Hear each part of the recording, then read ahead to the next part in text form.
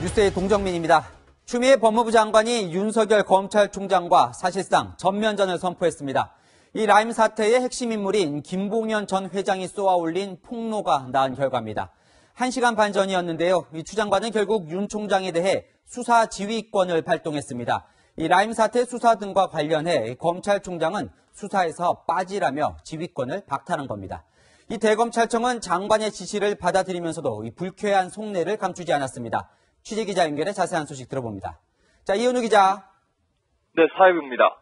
네, 우선 추 장관이 윤 총장에게 발동한 수사 지휘권 어떤 내용이 담겼습니까? 추미애 법무부 장관이 윤석열 검찰총장을 수신인으로 하는 A4 3장 분량의 수사 지휘 공문을 공개한 건 오후 5시 반쯤입니다. 추 장관의 수사 지휘권 발동은 역대 법무부 장관 중 3번째고 추 장관 취임 이후 2번째인데요.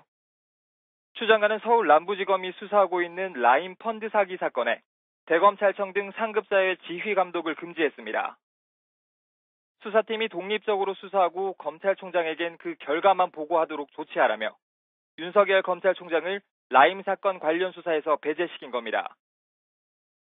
추 장관은 검찰총장이 야권 정치인의 비위 사실과 검찰 관계자에 대한 금품 로비 의혹 등에 대한 보고를 누락하고 사건 수사 지휘도 제대로 하지 않았다며 수사지휘권 발동의 이유를 밝혔습니다. 대검찰청도 법무부가 수사지휘권 발동 사실을 알린 지 30분 뒤 입장을 내놨는데요. 대규모 펀드 사기를 저지른 세력과 이를 비호하는 세력 모두를 철저히 단죄함으로써 피해자들의 눈물을 닦아주기 바란다고 수사팀에 당부했습니다. 수사지휘권 발동에 대한 불편한 심기를 드러낸 걸로 해석됩니다. 네, 또 이 라임 사태와 직접적인 관련은 없는 이 윤 총장 가족이나 측근 관련 수사에서도 이 윤 총장이 관여를 못하겠죠.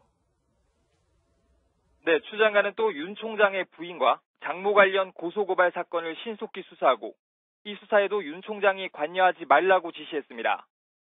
윤 총장 부인이 전시회 사업을 하면서 대기업 협찬금을 부당하게 챙겼다는 의혹, 의료인이 아닌 윤 총장의 장모가 의료재단을 운영하며 거액의 요양급여비를 챙겼다는 의혹 등이 제기된 상황인데요.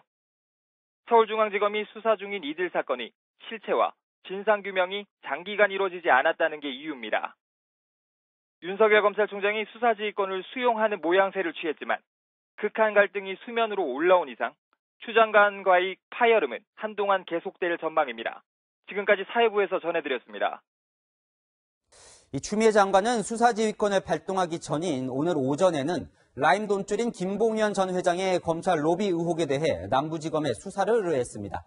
이 주말 동안 감찰을 진행한 결과 김 전 회장에게 금품과 향응을 접대받았다는 의혹이 제기된 검찰 관계자들을 특정했다는 겁니다. 그리고 반나절도 지나지 않아 해당 수사팀에 윤석열 검찰총장의 지휘 감독을 받지 말고 독립적으로 수사하라고 한 겁니다. 조영민 기자입니다. 윤석열 검찰총장이 철저하게 수사 지휘를 안 했다. 법무부 발표는 중상모략이다.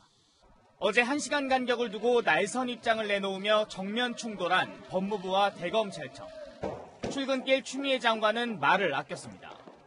수사지휘권 발동까지 생각하시는 건가요? 하지만 법무부는 검사와 검찰 수사관의 비리 의혹을 규명하라며 서울 남부지검에 수사를 의뢰했습니다. 서울 남부지검은 라임 사건을 수사 중인 곳입니다. 그 부분에 대해서 지금 법무부에서도 오늘 수사 의뢰가 내려왔습니다. 법무부는 감찰 결과 금품과 향응을 접대받았다는 의혹이 제기된 일부 대상자들을 특정했다며 뇌물수수와 청탁금지법 위반 혐의로 수사 의뢰했다고 밝혔습니다. 다만 접대 정황이 포착됐다는 사람이 검사인지 수사관인지는 명확히 밝히지 않았습니다. 법무부가 의뢰한 수사를 서울 남부지검이 계속 맡을지는 미지수입니다.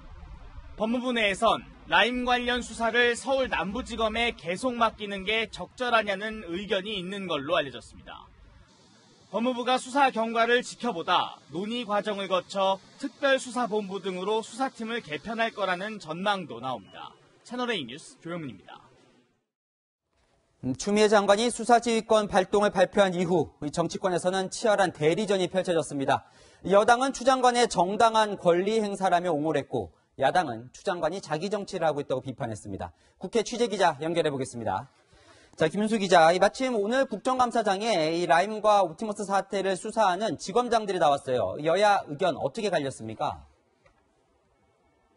네, 조금 전까지 국회 법사위에서는 서울중앙지검 등 수도권 검찰청을 대상으로 국정감사가 진행됐습니다. 현재는 정회 중인데요. 정회 직전에 추미애 법무부 장관의 수사지휘권 발동 소식이 알려지면서 여야는 공방을 벌였습니다.